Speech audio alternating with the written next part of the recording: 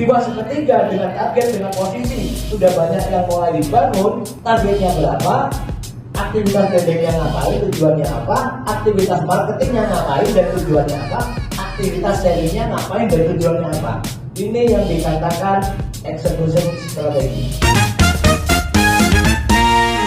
Jadi pada kesempatan kali ini saya ingin share kepada teman-teman tentang isi materinya. Tapi sebelumnya izinkan saya sharing dulu ya teman-teman. Jadi selama ini saya mendampingi developer, mendampingi teman-teman di perusahaan properti dan juga saling sharing juga dengan teman-teman. Ternyata ada sebuah jabatan atau posisi yang sangat vital ya. Nah ini adalah posisi manajer marketing atau leader marketer ya. Nah ini adalah tugas tanggung jawabnya. Jadi leader marketing itu nggak hanya sekedar jualan ya, tapi juga harus bisa merancang strategik dan taktik dalam melakukan penjualan teman-teman ya. Dan perusahaan ternyata banyak kendala, sulit mendapatkan manajer marketing yang hebat. Seringkali tidak punya kandidat. Itu yang pertama. Yang kedua adalah memaksakan mengangkat staf yang ada, yang mungkin levelnya sebagai SVP atau manajer, meski tidak mempunyai kemampuan manajerial. Kadang-kadang hanya karena jualannya bagus terus diangkat, kurang lebih kayak gitu. Dan juga SDM yang ada banyak yang lupa untuk mengembangkan. Jadi saya pikir kenapa saya ingin berbagi dengan workshop itu, karena memang banyak sekali request terkait dengan skill manajer marketing ya. Karena memang untuk menjadi seorang manajer marketing ini bukan hanya sekedar pintar jualan gitu, tetapi juga harus tahu terkait dengan produk sendiri ya. Karena manajer marketing ini kalau di perusahaan developer teman-teman ya, jadi ini adalah keahlian atau kemampuan antara kemampuan manajerial atau teknikal yang harus dimiliki oleh SDM yang berada di divisi marketing atau berada di developer kita ya. Kalau yang pertama adalah owner ini ya 90% kemampuan manajerial yang dibutuhkan, 10% kemampuan teknik. Dan ini owner berbicara visi jangka panjang. Sedangkan di level kedua ada direktur bisnis. Direktur bisnis itu 75% berbicara tentang manajerial, sedang 25% berbicara tentang teknikal. Ya. Di bawahnya direktur bisnis ada manajer, ada supervisor, ada koordinator, ada staff. Ya. Jadi teman-teman juga harus tahu ya, ini yang perlu saya sedikit share ke teman-teman bahwa ya kalau staff kerjaannya teknikal 85% dan pekerjaannya bisa dilihat harian, sedangkan koordinator mingguan, kalau supervisor monthly, kalau manajer tahunan gitu loh. Maka sangat sangat naif sekali ketika seorang manajer tidak bisa membuat plan dalam 1 tahun. Karena memang pekerjaannya manajer itu merencanakan membuat planning dalam 1 tahun itu minimal ya. Kalau Anda di level direktur bisnis, maka Anda harus bisa membuat bisnis dalam jangka waktu 5 tahun ke depan, bisnisnya mau dibawa kemana ya. Biasanya direktur bisnis sama manajer marketing ini ya, ada perusahaan yang menjadikan satu, ada juga yang memisah gitu ya. Dan kadang-kadang orang-orang yang berada di divisi marketing ini cenderung mempunyai kemampuan pemasaran atau kemampuan bisnis lebih baik karena memang ya kerjanya kita berkumpul dengan pasar. Jadi itu sekilas apa ya istilahnya awal yang mungkin saya share ke teman-teman terkait dengan kemampuan-kemampuan seperti apa yang harus kita punyai gitu ya. Saya kepingin sedikit share ya, terutama karena mungkin di sini juga ada developer, business owner, kita juga harus tahu sebenarnya apa sih yang mendrivers bisnis kita gitu ya. Jadi kalau di bagian ini ada teknologi ya, urutannya ada teknologi, economic, market, political, legal, dan social culture. Ini adalah hal-hal yang perlu kita ketahui meskipun kita masih di level manager atau mungkin sekarang masih staff kalau atau mungkin Anda masih supervisor, tapi paling tidak Anda ketika belajar ini teman-teman akan lebih peka dalam bisnis gitu loh. Jadi meskipun sekarang kita berkutat di penjualan ya, tetapi kita ada baiknya kita juga mengetahui kondisi bisnis secara umum. Jadi ke bisnis secara umum itu ada 5 yang mengarahkan atau yang mempengaruhi atau yang mendirection sebuah bisnis itu ada 5 ini. Yang pertama adalah teknologi ya. Teknologi itu terus berkembang. Setiap waktu terus berkembang. Dengan berkembangnya teknologi ini teman-teman, tentunya teknologi berkembang otomatis ekonomi juga berubah ya. Ya. Kalau sekarang zamannya digital, orang cari duit dari digital sangat mudah sekali. gitu loh. Beda dengan kita mungkin 20 tahun, 30 tahun yang lalu di mana teknologi tidak secanggih sekarang. Ya, artinya kita harus juga peka terhadap perubahan-perubahan teknologi apa yang terjadi saat ini. Ya, karena teknologi ini yang akan merubah ekonomi. Ya, tingkat ekonomi, kemajuan ekonomi, pertumbuhan ekonomi itu juga dirubah salah satunya dari teknologi. Ya, peningkatan ekonomi ini nantinya mempengaruhi market. Jadi kalau saya gambarkan dari atas ke bawah, teman-teman, itu posisinya adalah dari teknologi, ya, dari teknologi ke ekonomi, ya, terus lari ke market. Ya, jadi teknologi, ekonomi, market. Teknologi itu mempengaruhi tingkat ekonomi, pertumbuhan ekonomi, dan tingkat pertumbuhan ekonomi mempengaruhi pasar, gitu. Jadi kita juga harus tahu, kita harus menguasai teknologi apa yang sedang ada sekarang, harus mampu kita manfaatkan sehingga kita bisa menguasai pasar lebih baik. Kalau yang horizontal ini dimulai dari politik, ya, politik atau politik legal lah istilahnya, ya. Ini adalah kebijakan. Maka kebijakan di sini juga akan mempengaruhi ekonomi. Ya, misalkan teman-teman di developer gitu, ya, kebijakan-kebijakan terkait perizinan tentunya juga mempengaruhi pertumbuhan ekonomi di suatu daerah, ya. Misalkan perizinan terlalu susah sehingga perkembangan ekonominya tumbuhnya juga juga bisa jadi lambat gitu. Dan juga political legal atau kebijakan-kebijakan ini juga akan mempengaruhi social culture-nya sehingga ekonominya juga akan berubah. Di sini kenapa kita perlu mengetahui ini?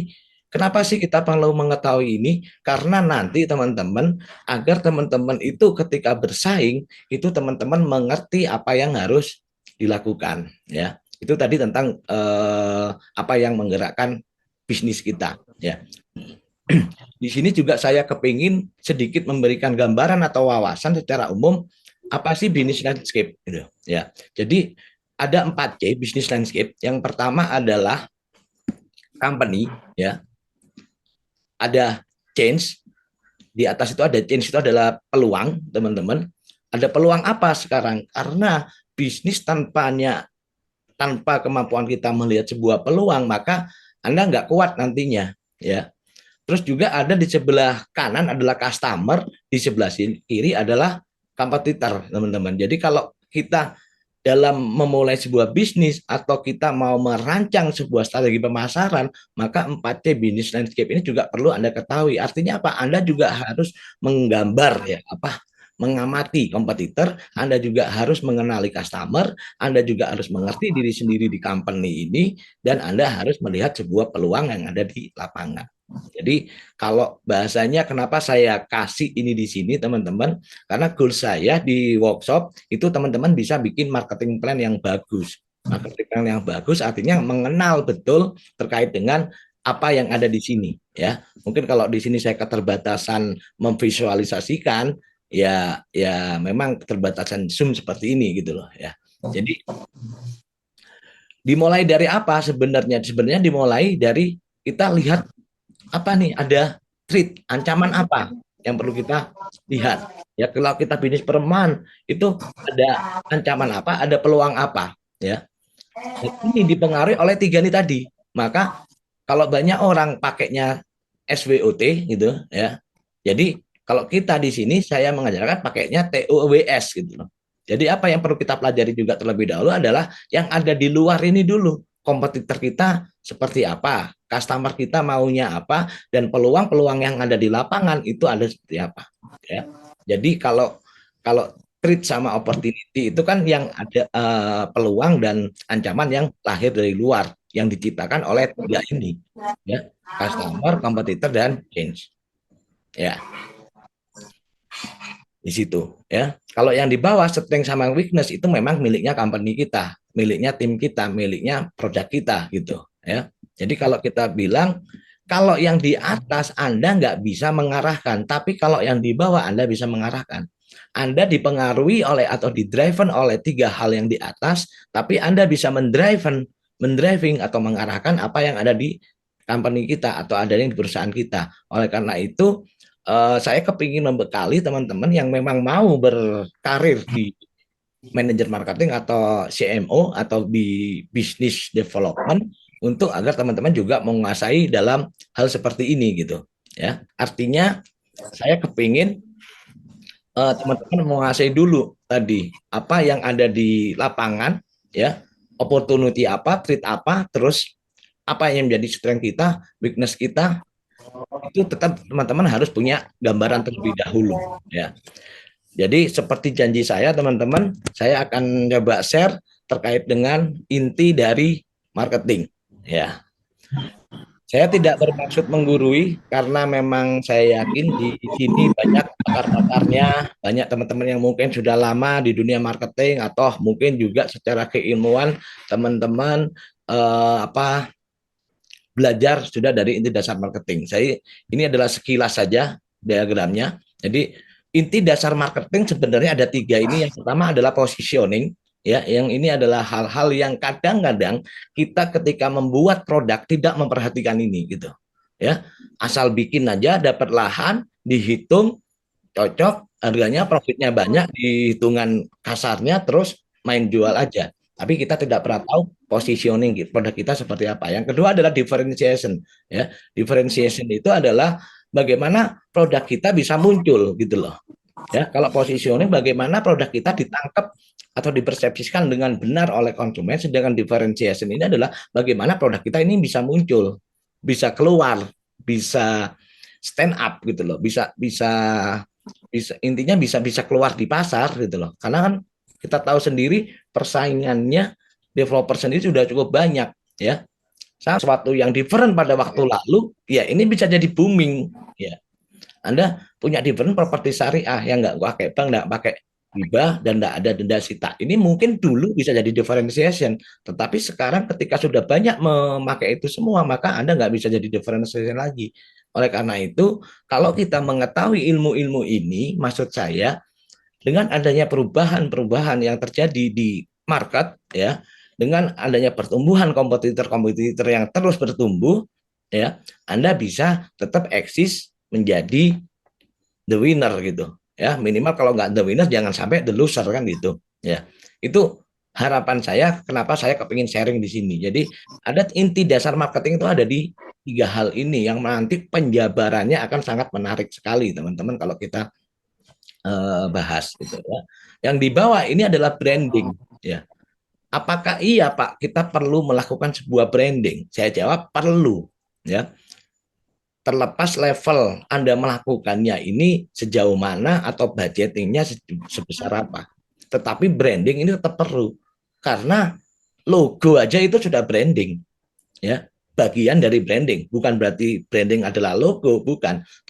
Bukan berarti branding juga nama adalah branding, juga bukan, ya. Tapi dalam hal ini saya kepingin teman-teman paham dulu inti dasarnya, gitu loh, ya. Ketiga hal tadi, inti dasar itu ada tiga tadi: positioning, differentiation, branding. Gunanya untuk apa? Gunanya untuk Anda bisa muncul, sehingga ada yang bagian tengah itu namanya value atau nilai, ya. Ketika kita ngomong nilai, maka nilai-nilai apa yang Anda bangun, ya. Jadi seperti itu, teman-teman, ya. Kalau mungkin istilah-istilah ini sering teman-teman dapetin di lapangan, ya. Ada yang pertama segmentation, ada yang namanya targeting, ada yang namanya positioning, ya, seperti tadi, ada diferensiasi, ada marketing mix. Mungkin yang belajar ilmu ekonomi atau kuliah di ekonomi tahu ini, kalau dulu 4P, tapi kalau saya nanti pakai 7P. Ada selling, aktivitas selling atau penjualan, ada aktivitas branding, ada aktivitas service, ada aktivitas proses. Bayangkan, ya, ada 9 yang mungkin, ya, selama ini kita berjalankan bisnis kita nggak pernah peduli sama yang namanya ini, ya. Mungkin sudah melakukan, tetapi letaknya di mana itu kita nggak ngerti. Branding itu letaknya di mana sih? Marketing mix itu ada di mana sih? Selling itu ada di mana? Kebanyakan dari kita itu hanya fokus kepada yang nomor 6 ini loh. Selling, selling, selling. Padahal selling di sini itu hanya bagian kecil dari proses pemasaran, teman-teman. Bayangkan, bagian kecil, ya. Hanya ada di taktikal, bukan di strategi, gitu. Strategi dilakukan oleh siapa? Strategi itu dilakukan oleh segmentation, targeting, and positioning. Yang mana kalau dikerucutkan butuhnya positioning. Jadi sebelum melakukan positioning maka dibutuhkan segmentation targeting. Kurang lebih seperti itu. Di sebelah kanan ada istilah customer management. Teman-teman pasti juga sering dengar customer management itu apa. Ya, customer management itu juga berada di level strategi. Jadi segmentasi targeting positioning itu adalah kita melakukan manage customer kita. Karena kita nggak mungkin jualan ke semua orang. Ya. Sedangkan yang dibangun di customer management ya ada produk manajemen dan ada brand manajemen di sini. Mungkin kalau gambar-gambar kotak-kotak ini kurang jelas ya, nanti saya jelaskan satu persatu, teman-teman. Oke, ya. Kita sudah masuk ke inti ya, semoga cukup 30-40 menit ke depan nanti kita tanya jawab aja karena lebih menarik mungkin kalau ini ada ya. Jadi ada yang namanya strategi taktikal ya. Kalau di workshop saya nanti itu kita kasih di sesi yang ketiga ini. Ya. Namanya strategi nanti kita akan bahas, teman-teman. Oke. Boleh Anda catat karena ini yang penting itu ada di sini, teman-teman ya. Jadi sebentar lagi teman-teman kalau teman-teman mau catat silakan diperhatikan, mau screenshot juga boleh di materi tersebut. Dari sini gimana, teman-teman? Ya, saya minta responnya dulu. Saya minta responnya dulu nih atau jangan-jangan nggak ada yang mendengarkan. Gimana teman-teman? Dari itu masih bingung? Kalau bingung berarti berhasil saya. Wah, selamat, semangat belajar. Ya, yang lain mana nih? Yang lain nih. Gimana materinya?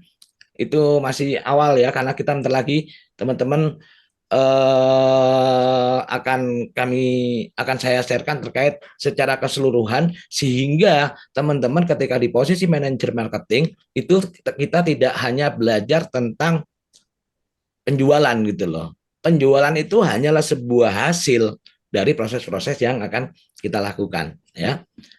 Saya bicara mengenai 9 elemen marketing akan saya jelaskan satu persatu ya. Masih ingat tadi teman-teman apa aja 3 inti marketing? PDB ada yang tahu PDB?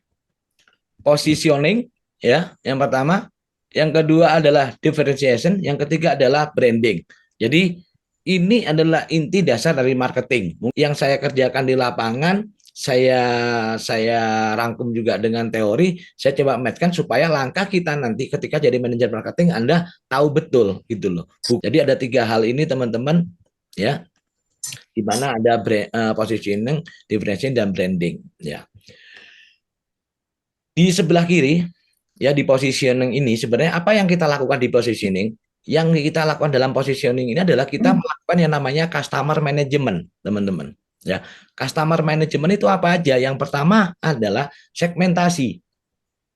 Kita mengamati, mendefinisikan segmentasi pasar kita itu dengan dengan segmentasi. Ya, apa saja nanti ya mungkin di materi selanjutnya ya setelah ini. Artinya apa? Anda harus tahu segmentasi itu demografinya, mungkin segmentasi berdasarkan geografinya, kotanya di mana, berdasarkan usia, berdasarkan jenis kelamin, berdasarkan pekerjaan, Anda melakukan segmentasi di sana. Yang kedua, customer management adalah melakukan targeting. Dari setelah Anda, misalkan Anda mau buka proyek di lokasi A, Anda lakukan segmentasi. Siapa pasar yang nanti akan Anda tembak? Gitu loh. Yang ada di sana siapa? Itu Anda melakukan namanya segmentasi. Selanjutnya Anda melakukan targeting sampai ketemu buyer personanya siapa nih yang akan beli produk kita. Ya. Yang ketiga adalah baru namanya position. Jadi sebenarnya teman-teman istilah positioning, differentiation, branding di sini positioningnya itu diambil dari positioning yang sebelah ini. Ya. Jadi tiba-tiba Anda positioning saya produknya ini, Anda nggak bisa melakukan positioning sebelum Anda melakukan yang namanya segmentasi dan targeting. Ya, nggak bisa. Ya nanti ya kalau di Zoom ini pasti nggak cukup saya jelasin satu persatu yang segmentasi, targeting dan positioning. Tapi paling tidak teman-teman tahu berarti customer management itu ada di mana? Customer management itu ada di positioning, bagian positioning sini. Ya inilah yang dikatakan strategi ada sebelah kiri. Ya. Terus selanjutnya teman-teman ya supaya strategi ini tereksekusi ya. Jadi kalau tadi supaya identitas brand Anda itu jelas, maka Anda harus melakukan namanya customer management. Ya, karena memang akan Harus match kan antara branding sama positioningnya. Oleh karena itu, Anda melakukan yang namanya customer management. Jangan sampai kita menjual produk untuk menengah ke bawah, tapi Anda produk kita menengah ke bawah, Anda mensegmen atau mentarget orang menengah ke atas, gitu. Ya, oke. Ya, brand integrity. Brand integrity adalah integritas brand. Artinya apa yang kita lakukan dengan integritas brand ini untuk supaya merek kita itu mempunyai integritas. Ya, kita lakukan namanya product management. Ya, product management itu apa? Disinilah produk di-create, ya, baik secara konten, konteks, dan infrastrukturnya. Ya, oleh karena itu teman-teman, kalau teman-teman kepingin berhasil di marketing setelah positioning yang benar, Anda maka melakukan yang namanya differentiation. Ya, diferensiasi itu adalah melakukan sesuatu sebuah produk Anda lebih terlihat daripada yang lain. Ya, di diferensiasi nanti akan saya jelaskan, ya, kurang lebih seperti itu lah. Bagaimana kita supaya muncul sebagai diferensi? Ada aktivitas-aktivitas yang dilakukan. Yang kedua adalah marketing mix. Marketing mix itu adalah produk, price, ya, place, promotion, people, process, dan psychological evidence. Nanti saya jelaskan satu persatu, tapi paling tidak Anda di sini. Lah, teman-teman Anda lihat posisi selling. Posisi selling itu ternyata ada di sini prosesnya. Ada di apa? Ada di product management. Ya. Ada di product management posisi sellingnya. Nanti saya jelaskan. Memang kalau di ngelihat ini aja Anda mungkin masih bingung, tapi nggak apa-apa. Ya, asalkan Anda perhatikan terus. Nah, disinilah yang namanya taktik, teman-teman. Kalau tadi namanya strategi, disinilah taktik. Ya, taktik dilakukan atas sebuah strategi. Ya, terus yang terakhir, ya, supaya Anda mempunyai image, brand Anda mempunyai image terlihat gitu, Anda melakukan aktivitas yang namanya brand management. Brand management itu apa saja? Yang pertama, Anda melakukan yang namanya branding. Ya, aktivitas branding nanti saya jelaskan. Yang kedua adalah service. Jadi posisi service Anda melayani pelanggan itu ada di brand management. Cara melayaninya gimana, cara berkomunikasinya gimana, itu ada di sini. Dan ada yang namanya proses. Bagaimana produk atau produk kita prosesnya sampai jadi dan diterima oleh konsumen. Bagaimana perumahan kita itu cara belinya bagaimana, terus kalau nanti order bangunnya seperti apa, terus serah terima seperti apa. Bayangkan teman-teman, banyak teman-teman lupa. Teman-teman berpikir bahwa brand management atau branding ini di aktivitas-aktivitas lain. Enggak. Branding ini ada di sini loh, service sama proses. Jadi jangan meremehkan bagaimana cara Anda bertransaksi, ya, kemudahan mereka membayar, misalkan kemudahan mereka melakukan akad, itu ada di posisi branding, sedang membangun branding. Bahkan proses pembangunan seperti apa itu ada di posisi branding. Kenapa teman-teman? Karena di sini ini yang namanya value produk Anda itu ada di sini, ya. Dan tentunya ada yang namanya nilai-nilai yang akan dipegang, ya. Nilai-nilai yang akan dipegang di mana kalau Anda memahami ini secara komprehensif, secara menyeluruh gitu, ya. Oke, teman-teman. Ya. Oke, next, ya. Lah ini ya karena coba jam berapa sih? Oke, masih cukup. Karena memang pemilihnya imbang antara strategi dan taktikal, saya coba bahas deh. Meskipun luarnya ya, maksudnya paling tidak pemahamannya Anda paham dulu ya, positioning. Apa sih yang kita lakukan dengan positioning? Ya. Di positioning itu ada apa saja tadi? Segmentasi, targeting, sama positioning. Kita ngebahas tentang segmentasi dulu. Ya. Apa yang dimaksud segmentasi? Ya. Segmentation itu artinya adalah bagaimana Anda mengamati market atau pasar dengan kreatif dan out galaxy. Jadi bukan hanya sekedar out of the box nih. Tapi kondisi pasar sekarang seperti apa itu Anda amati. Ya, katakan Anda bermain di ada yang dari Solo tadi, misalkan, atau Jogja, misalkan. Anda amati segmentasi orang di Jogja, baik secara demografi, terus mereka juga istilahnya usia, psikografi, perilakunya, psikologisnya, lifestyle-nya itu seperti apa. Kita amati, kita lihat dari situ mana segmen yang mau diambil, gitu loh. Ya, kalau yang targeting tujuan targeting itu apa sih? Dari segmen-segmen yang ada, misal di Jogja ada wisatawan, misalkan di Jogja ada mahasiswa, di Jogja juga ada orang yang dengan usia sekian sampai sekian yang tinggal di sana. Dari segmen-segmen itu kita targeting nih. Jadi targeting itu artinya teman-teman, kita mengalokasikan sumber daya yang kita punya ya, sekali lagi, jangan yang orang lain punya, tetapi alokasikan sumber daya baik itu finansial, manusia yang kita punya, tim kita alokasikan seefektif dan seefisien mungkin. Itulah makanya kita perlu targeting. Ya. Kalau misal Anda bermain di Jogja, katakan, oh iya, di Jogja bagus rumah untuk homestay misalkan, karena ada segmen itu. Ya Anda bikin targetingnya, siapa yang akan beli. Jangan Anda berbisnis atau jangan Anda berbisnis atau sebuah produk itu untuk melayani semua segmen, nggak bisa.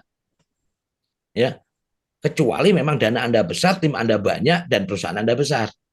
Tetapi ketika tim Anda terbatas, dana Anda terbatas, dan skill mungkin Anda juga masih terbatas, Anda targeting siapa segmen yang mau Anda tembak, itu yang namanya targeting.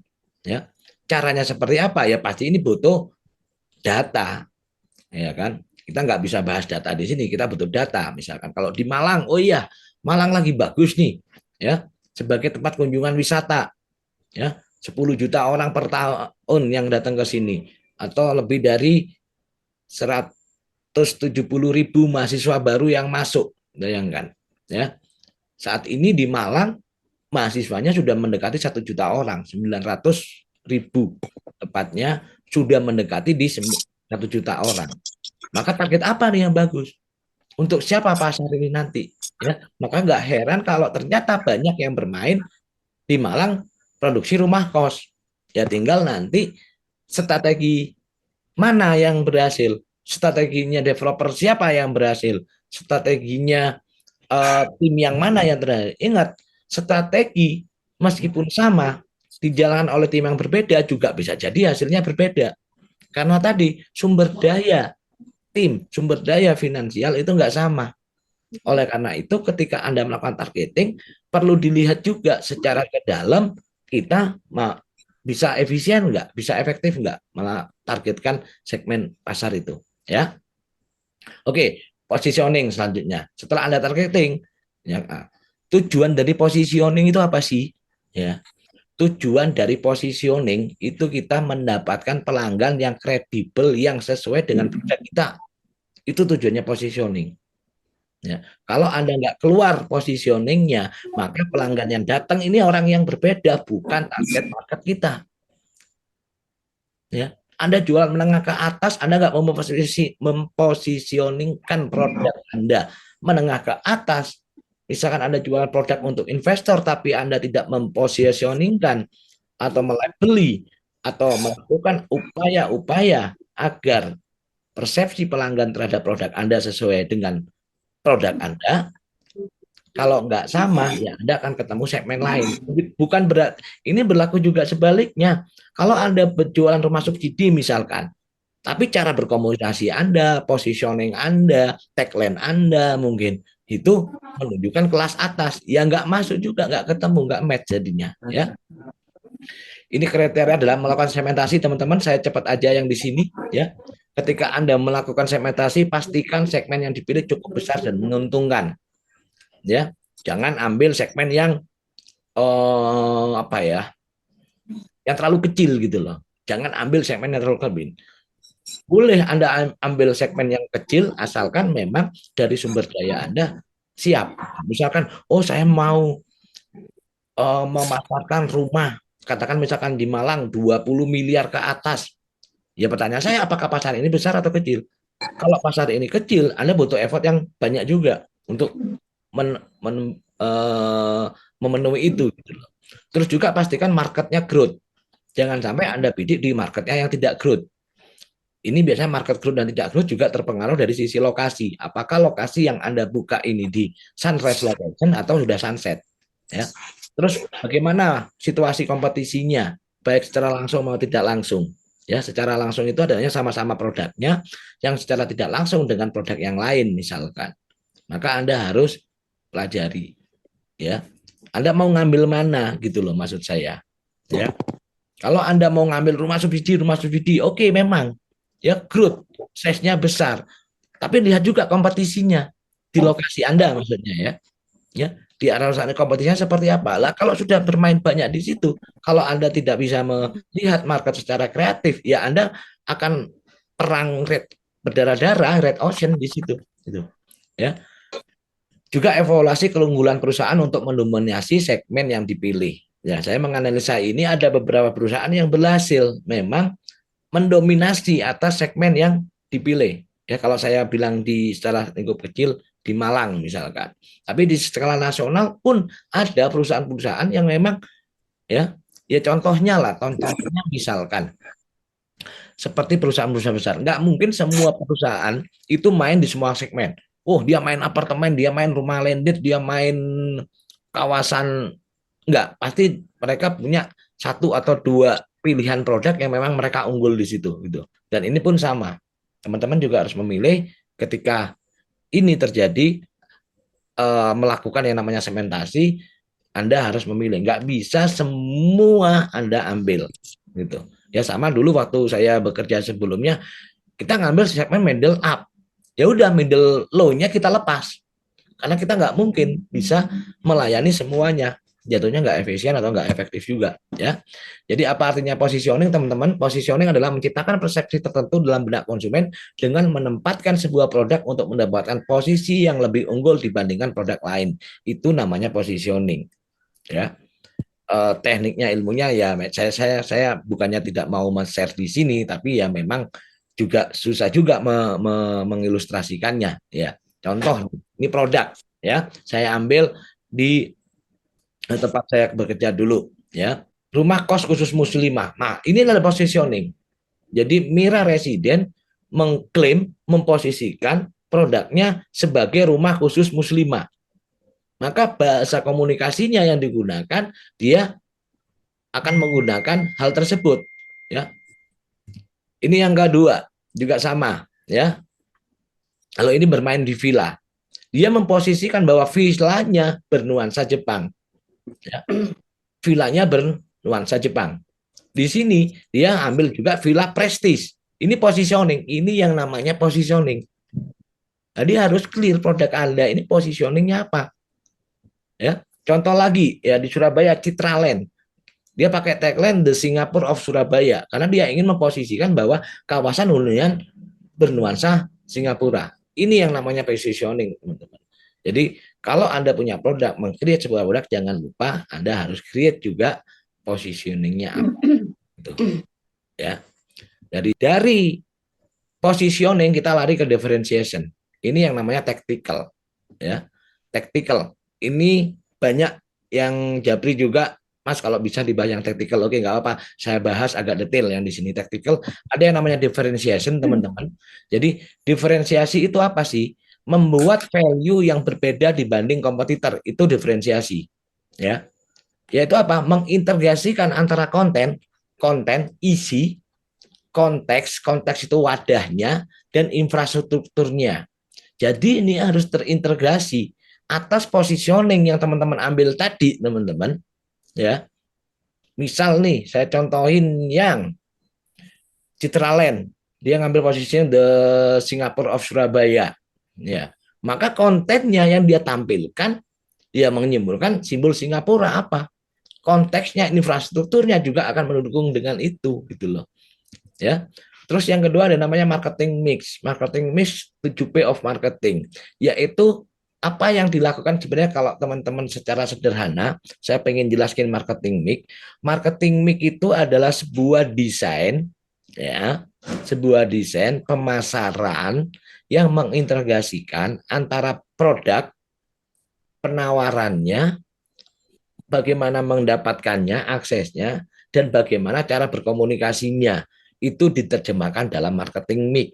Nanti juga akan ada, saya jelaskan sedikit tentang marketing mix ini satu persatu sehingga teman-teman paham nanti ya. Terus yang ketiga ada yang namanya selling. Selling itu apa? Selling adalah sebuah proses mengintegrasi antara perusahaan kita, developer yang jualan dengan customer yang membeli. Itu di proses selling. Dan di situ harus dilakukan yang namanya engagement dalam relationship. Ya, jadi selling itu kegiatannya seperti itu. Nanti saya jelaskan di belakang. Sekarang saya masuk ke marketing mix dulu karena memang agak harus saya share ya, meskipun saya tidak punya banyak waktu, tapi paling tidak ini share ya. P yang pertama adalah produk, P yang kedua adalah price ya. Produk kita harus, ini saya ambil kesimpulannya aja karena nggak cukup waktunya kalau saya detail produk itu bagaimana menciptakan produk yang baik, itu apa saja faktornya, apa saja yang perlu diperhatikan, apa saja yang perlu diamati, itu panjang ceritanya. Kalau 2 jam aja nggak cukup di sini ya untuk cerita tentang marketing mix ini. Tapi paling tidak saya kasih gambaran ke teman-teman ya. Produk Anda dari mana bikin, intinya kita harus bisa bikin winning product. Bikin winning product itu dari apa? Dari riset. Kebutuhan pasar apa? Dari kekuatan kita mau masuk segmen mana tadi? STP tadi menentukan produk apa yang mau Anda ambil juga. Strategi yang Anda bikin di STP itu akan menentukan produk apa yang Anda bangun. Anda juga harus tahu keinginan, kebutuhan, dan problem si konsumen. Bagaimana supply and demand, bagaimana kompetitor bermain di situ, itu akan menentukan produk apa yang akan dijual dan harga berapa Anda mau berjualan. Ya, di price ini Anda juga harus tahu yang namanya price strategi. Ya, price strategi itu bagaimana Anda setting price-nya, bagaimana harga kompetitor, bagaimana harga Anda bisa berkompetisi, atau Anda menentukan harga berpatokan dari profit, misalkan boleh, nggak salah. Ya, ada juga yang harga karena adanya nilai tambah, kejar profit bagus, tapi nilai tambah harus ditambahkan. Ya, ini yang dinamakan di offer, teman-teman. Yang tadi penjelasannya marketing itu apa? Marketing itu adalah mengintegrasikan offer, penawaran. Yang kedua adalah aksesnya, ya, bagaimana mendapatkan produk kita, place, lokasinya, ya, di mana, ya, cara belinya di mana, channelnya mau pakai apa, channel mau pakai apa, ini dalam artian Anda mau pakai marketing internal saja atau marketing eksternal juga, atau pakai media platform Anda, apa Anda berpromosi, ya, Anda mau pakai online atau offline, itu ada di place. Ya, kita bahas satu persatu. Kalau di workshop itu kita bahas satu persatu. Dan itu bukan hanya sekedar membahas mentang-mentang semua ada sosmed, ada ads, ada YouTube, ada ini media platform itu memang banyak, tetapi itu nanti harus kita sesuaikan dengan segmentasi atau target atau positioning apa kita, gitu ya. Jadi bukan berarti semua place, semua channel kita gunakan, enggak. Ya, itu adanya di penjelasan. Kalau di workshop saya jelaskan karena itu berurutan dengan tujuan Anda. Ya, kalau di sini ya teorinya lah, ini teorinya. Ya. Terus people, bagaimana Anda membangun tim, bagaimana job desk itu ada, dan bagaimana performa tim Anda, itu aksesnya. Ya. Terus yang ketiga ada promotion, proses, sama physical evidence. Apa promotion itu? Promosi adalah markomnya, marketing komunikasinya. Cara berkomunikasinya ada di sini. Pesan apa yang mau disampaikan ada di sini. Anda bikin program penjualan seperti apa ada di sini. Ya. Yang selanjutnya proses. Proses itu selling prosesnya seperti apa? SOP tim Anda seperti apa? Customer journey mulai konsumen mengenal produk Anda itu dari mana, kemana, customer journey-nya juga kita desain. Ya, sehingga Anda bisa membangun poin-poin atau inti marketing yang lain. Ya, jadi kita di sini bicara tentang differentiation, tapi juga sebenarnya kita sedang membangun yang namanya branding, gitu. Ya, customer relationship. Yang di sini ini yang namanya komunikasi. Yang terakhir adalah physical evidence atau bukti fisik. Bagaimana kantor Anda penampilannya, bagaimana project fisik di lapangan, bagaimana kemasan packaging material promosi Anda atau packaging produk rumah Anda. Ada rumah contohnya enggak, ada marketnya enggak, fasilitas apa. Terus bagaimana dengan seragam misalkan tim Anda, itu ada di bukti fisik. Karena bukti fisik tadi itu berbicara gitu loh, ya. Trust kita ketemu sama tim marketing yang tidak berseragam misalkan dengan tim marketing yang berseragam, rapi, dan itu digunakan oleh semua marketing, tentunya kita mempunyai trust yang berbeda terhadap produk atau developernya. Benar kan? Ya. Jadi marketing mix itu sekilas seperti itu teman-teman. Ya. Ini yang namanya marketing mix. Ya. Selanjutnya selling proses itu ada apa saja. Kalau di sini saya nggak membahas banyak karena selling proses itu intinya adalah mulai kita mendapatkan lead, meresponnya, melakukan produk presentasi, karena di properti itu orang harus survei ya. Intinya entah itu survei online maupun survei offline, tapi orang itu harus survei ke lokasi, terus ada proses namanya follow up, ending objection, close the deal, dan transaction. Kurang lebih ada alur seperti ini ya. Di sini saya nggak bahas karena memang ini ilmunya khusus. Nah, kebanyakan yang di-upgrade itu hanya di sini gitu loh.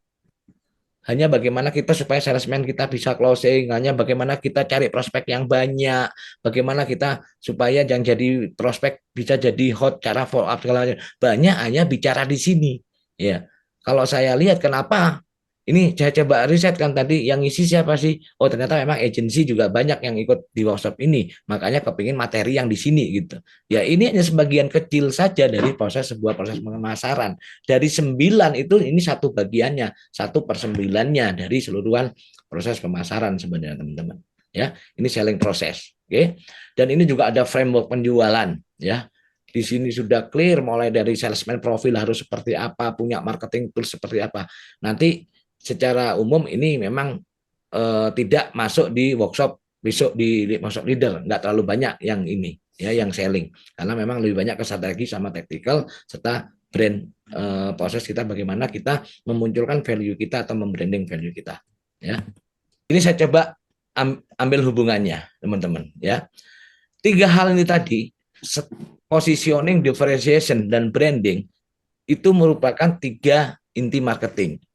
Yang mana yang di positioning ada segmentasi, targeting, positioning itu mulai strategik, yang sebelah kanannya adalah di sini adalah tactical, yang ini strategik, dan di sini adalah value.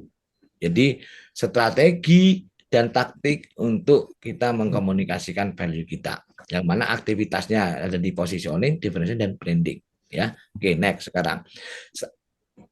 Ini urutan yang saya jelaskan tadi teman-teman ya. Jadi strategik apa? Yang pertama segmentasi, maka kita amati secara demografis. Usia berapa kita pilah-pilah gitu loh. Segmen itu kita pilah-pilah. Dari sisi usia boleh, pekerjaan boleh, tingkat ekonomi boleh. Kita pilah-pilah di situ. Terus dari geografisnya, tempat tinggalnya, mau mana? Misalkan Anda di Malang, mau main Malang Selatan, Malang Barat, Malang Timur, itu Anda petakan juga ya. Terus psikografisnya, bagaimana psikografisnya? Perilaku psikologisnya, bagaimana cara mereka merespon sesuatu misalkan. Dan yang terakhir adalah behavior atau perilakunya. Contoh misalkan saya bermain di positioning, saya di produk-produk properti investasi. Saya mempositioning brand saya Sinvestro itu menjadi sebuah perusahaan yang memang menghandle atau memasarkan produk-produk yang investasi. Oleh karena itu klien-klien saya yang paling banyak juga di klien-klien yang levelnya investasi. Saya ngambil di situnya positioningnya. Jadi setelah segmentasi Anda tentukan targetnya. Nah, target ini jadi yang namanya buyer persona. Targetingnya siapa yang akan membeli produk kita itu disebut sebagai buyer persona. Siapa pembeli produk Anda? Dari apa? Dari targeting ini. Dari strategi kita bikin target siapa yang mau, ideal target marketnya siapa, jadi buyer persona. Maka buyer persona dipelajari, didefinisikan siapa, pekerjaannya apa, usianya range berapa, penghasilannya berapa. Itu didefinisikan di awal buyer persona ini ya, sehingga Anda mempositioning produk Anda jelas. Positioningnya lari ke apa? Positioning Anda lari ke tagline dan slogan. Ya. Lari ke apa? Jadi tagline dan slogan. Misal saya kasih contohnya di tempat saya pernah bekerja, misalkan ya, positioningnya membangun Union Islami gitu, atau jadi properti syariah. Akhirnya tagline-nya apa? We build Islamic living gitu tagline-nya dulu ya. Di mana slogannya adalah istiqomah mengemban amanah. Ya. Jadi teman-teman akan jelas, oh berarti ini larinya ke sana positioningnya ya. Karena apa ya? positioning itu harus berhubungan sama brand identity. Ya, nanti ada yang namanya brand identity di bawah. Saya lanjut dulu di sini. Lumayan kok peteng-petengan. Ya. Jadi strategi marketing itu digunakan untuk selanjutnya kita akan ngomong tactical. Jadi gini teman-teman, ini ada yang namanya brand integrity, ya. Jadi integritas brand. Maka yang perlu Anda lakukan dalam membuat sebuah taktik itu untuk menjaga integritas brand Anda. Kalau Anda ngomong di sini Union Islami, kalau Anda ngomong di sini ada The Premium Villa misalkan, kalau Anda ngomong di sini adalah misalkan rumah kos wanita, maka taktikalnya juga harus lari ke sini. Taktikal itu didahului sama apa? Ya ini edukasi, message, pesannya apa? Ya, ini contoh aja, dulu pernah Mira itu pakai promosi, pakai ayat Al-Quran, isinya jagalah dirimu dan keluargamu dari api neraka. Itu promosinya pakai itu cara komunikasinya. Jadi harus jelas cara komunikasinya. Maksudnya apa? Ya kalau kita menjaga diri kita dan keluarga kita dari api neraka, otomatis kalau ngekosin anaknya ke rumah kos yang muslimah. Nah, ini kan nyambung jadinya gitu loh. Ya. Ini hubungannya di situ, teman-teman. Oke. Lah taktikal ada apa saja tadi? Oke, tadi sudah kita pelajari ada namanya diferensiasi. Diferensiasi itu adalah antara konten, konteks, dan infrastrukturnya harus mendukung terwujudnya brand integrity atau integritas brand Anda, merek Anda. Ya. Yang kedua marketing mix. Ini yang tadi juga saya jelaskan. Ada yang offer, access, dan komunikasi. Produk dan price ini adalah penawarannya, place dan people ini aksesnya untuk mendapatkan produk, promosi, proses, dan physical evidence ini adalah bagaimana cara kita berkomunikasi. Ya, yang selanjutnya ada selling. Selling ada di bagian sini, tadi juga saya jelaskan. Artinya apa? Mencari lead sebanyaknya untuk kita lakukan transaksi. Posisinya di selling proses. Ya. Selling proses tujuannya nanti. Nah, disinilah brand identity, teman-teman. Brand identity itu ada di sini. Jadi apa sih brand? Apa sih brand itu bukan hanya sekedar logo. Brand identity atau identitas merek itu ada logo, salah satunya logo itu. Terus bahasa, language nih, ya. Cara komunikasinya, Anda logonya misalkan ngomong, katakan, saya pakai contoh tadi yang agak mudah deh, ya. Villa Hira Hill, logonya ke Jepang-Jepangan. Maka cara berkomunikasinya bukan berarti harus pakai bahasa Jepang, tetapi apa yang disampaikan, konten apa yang keluar itu pakai menggunakan sehingga orang terasosiat, oh iya ini Jepang. Ya, di sini adalah behaviornya, ya. Kalau Anda misalkan tadi ngomong hunian Islami, developer Islami, maka behavior atau culture yang harus dibawa memang harus culture yang seperti itu. Di sini ada visi misi, teman-teman. Ini visi, ini misi, ya, karena memang mungkin terpotong. Ya, materinya akan lebih detail kalau Anda memang masuk di workshopnya. Ya, di sini ada budaya, di sini adalah desain. Bayangkan communication di sini. Bayangkan ya. Brand identitas itu bukan hanya sekedar logo, melainkan kesemuanya ini. Visi, misi, culture, perilaku, bahasa, desain, cara berkomunikasi, dan logo itu yang namanya brand. Ya. Kenapa kok kita sampai mikir kayak gini? Supaya dipandang, dipersepsikan oleh konsumen itu dengan benar. Ya. Di bawah ini adalah cara mengembangkan brand seperti apa. Yang pertama, brand blueprint, salah satunya brand blueprint itu banyak, teman-teman. Salah satunya adalah brand identity. Ya. Salah satunya aja di sini. Selanjutnya bagaimana cara membangun brand? Ya, brand itu kalau dalam mengembangkannya harus apa? Ya harus dideliverikan.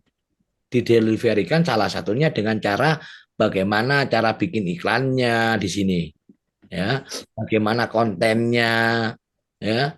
Ada konten untuk branding sendiri, untuk marketing sendiri, untuk konten selling sendiri. Tapi tidak boleh lepas dari brand identity tadi, gitu. Ya. Untuk selanjutnya yang ditangkap oleh konsumen itu namanya brand equity. Apakah sudah sama asumsi konsumen melihat kita sama brand blueprint-nya? Kalau sama berarti aktivitas brandingnya tercapai. Ya, brand delivery itu dibangun dari apa saja? Dari ini loh. Cara beriklan, brandingnya kayak apa, desainnya kayak apa, mendesain di mana. Yang kedua service, servisnya seperti apa ya. Kalau Anda ngomong bahwa Anda perusahaan produk premium tapi cara servis Anda tidak seperti itu, ya Anda nggak akan dapat brand equity sebagai produk premium ya. Jadi di situ teman-teman, memang branding ini ibarat seperti sebuah lari maraton, dilakukan secara konsisten dalam jangka waktu yang tertentu supaya hasilnya bertahan lama. Kalau dilakukan secara konsisten bertahan lama ya. Di sini kalau nggak salah ada desain. Karena ada patokannya, desainnya harus seperti apa ini, ya. Ini ada agensinya sendiri untuk mikir kayak gini sebenarnya kalau bagus. Ya kalau Anda punya agensi, maksudnya bukan hanya digital agency, tetapi branding agency itu mereka sudah mikir sampai ke sini. Maka kan ada larangan, pakai warna ini nggak boleh, pakai warna ini nggak boleh di proses branding itu.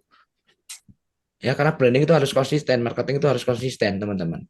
Ya sebenarnya tujuannya apa sih teman-teman? Tujuannya adalah semua aktivitas kita ini nantinya tujuannya adalah mendapatkan value ya yang sesuai dengan value apa yang diinginkan di visi dan misi perusahaan Anda. Ya visi dan misi produk Anda. Ketika Anda ngomong produknya adalah sebuah produk yang merupakan investasi properti terbaik misalkan, maka identitasnya harus disesuaikan, dikomunikasikan itu, cara promosinya, strateginya, segmen yang ditembak, targeting siapa yang beli, Anda jadi positioning produk apa, itu harus jelas. Ya, supaya apa? Supaya value-nya memang mengarah ke sana. Jangan sampai Anda value investasi-investasi, tapi Anda mohon maaf bikin brand identity, cara berpromosi tidak menjaminkan Anda mau nembak investor gitu. Makanya teman-teman, memilih target itu penting. Ya. Memilih target itu penting. Katakan gini, Anda ingin dapat konsumen investor yang beli 2M, 3M, 5M cash keras, 12 miliar cash keras. Tapi Anda tidak membangun suatu yang membuat orang itu percaya. Ya itu hanya mimpi yang bolong saja gitu loh. Ya. Oke, jadi seperti itu, teman-teman. Jadi value ini apa? Value ketika Anda bikin sebuah produk yang value-nya terpercaya, terpercaya itu kan value, nilai. Tapi cara Anda berkomunikasi Anda nggak bisa dipercaya, dari gambarnya aja meyakinkan enggak ini. Oh, secara physical evidence, oh kantornya seperti apa misalkan di marketing, di salah satu marketing mix ini. Ya makanya sesuaikan kalau memang sumber daya kita terbatas, dana kita terbatas, ambil target market yang memang hemat gitu loh maksud saya.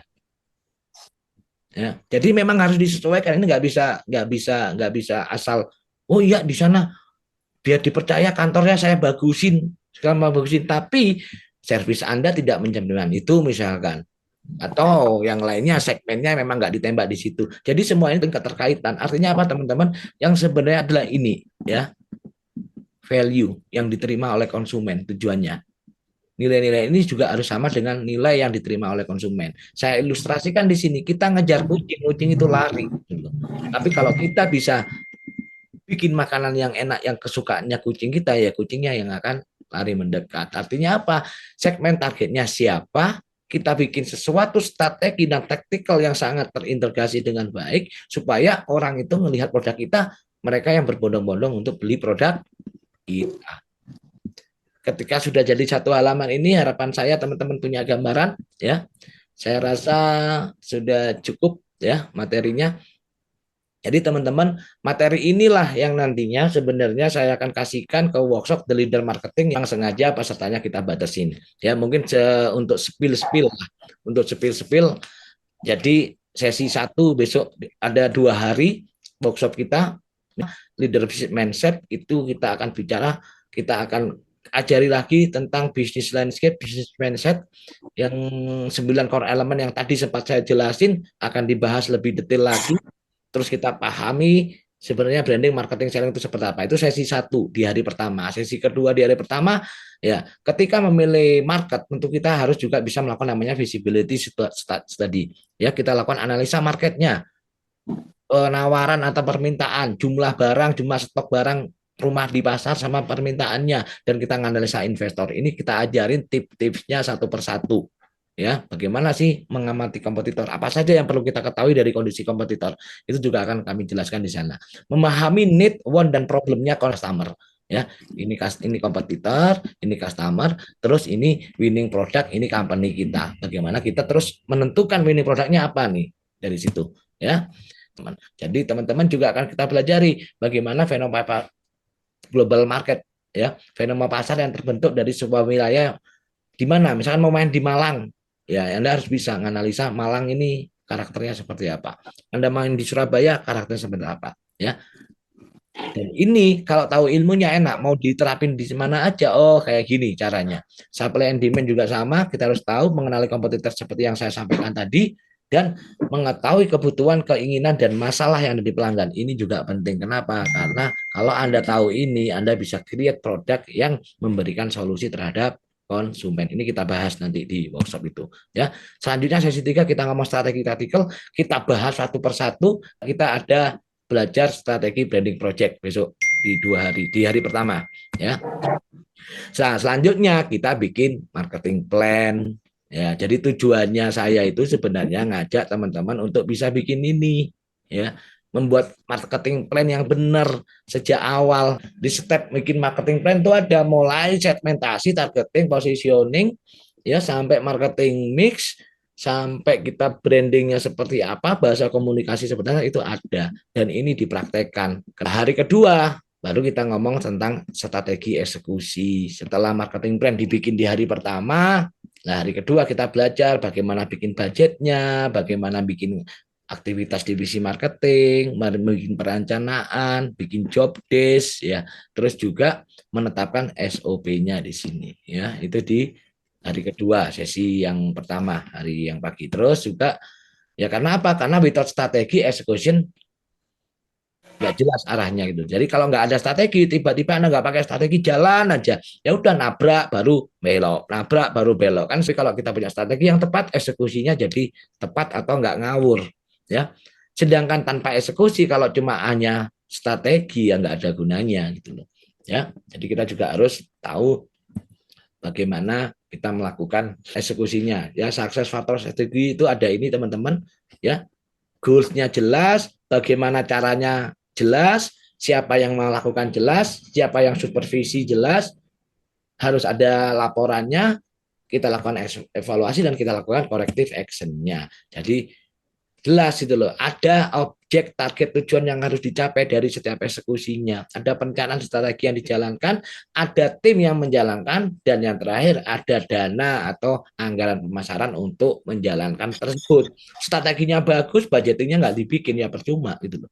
Ya, saya bukan berarti mengajari Anda untuk boros, tidak. Semuanya tadi ingat efektif dan efisien. Tergantung target materi siapa. Itu semuanya sesuai dengan segmentasi dan target marketnya. Ya, itu enggak nanti kita bahas seperti marketingnya apa sih sebenarnya, kunci-kunci terpentingnya yang ada di dalam marketing properti atau marketing real estate, ya.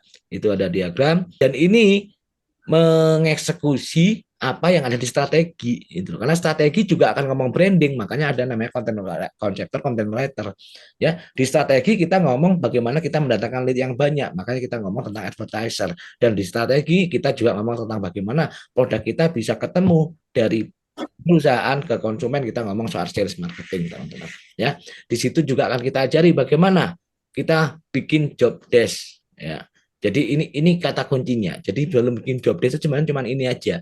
Jabatannya apa, kegiatan kuncinya apa, maka jadi job desk. Nah, setelah job desk jadi to-do list. To-do list inilah yang diperiksa, yang bisa jadi laporan itu ada di sini. Job desk nggak bisa dilaporkan. Job desk itu adalah rincian tugas dari key activity atau aktivitas kunci apa dari sebuah jabatan. Contohnya gini, misalkan jabatannya adalah video production, ya, setutu jajaman. Kata kuncinya apa? Memproduksi video, gitu loh, ya.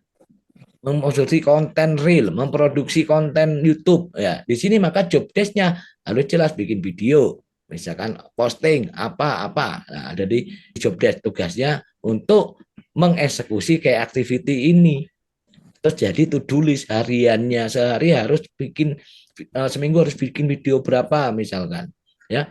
Ngetik untuk videonya kapan. Nah, ini ada di to-do list. Itu juga akan kita detailkan dalam sebuah aktivitas to-do list, teman-teman. Nah, sesi 6, sesi terakhir di hari keduanya, ya kita tentukan performance indikator, bagaimana kita membuat laporan, ya. Bagaimana? Ini sedikit bocorannya. Bagaimana kita bikin KPI proses, bagaimana kita bikin KPI hasil, ya. Kenapa proses? Kenapa KPI? Supaya tahu tim kita ini bagus atau jelek. Ya, jangan memecat orang karena like and dislike, enggak, harus pakai dari performance, ya. Anda lihat indikatornya, ya. Kalau KPI proses gunanya untuk melakukan aktivitas supaya strategi tereksekusi, tapi KPI result digunakan untuk supaya objektif atau goal perusahaan tercapai, ya. Tujuan membuat laporan juga ada, ya. Mungkin itu teman-teman, laporan kalau nggak diolah ya juga hanya menjadi sebuah sampah, ya.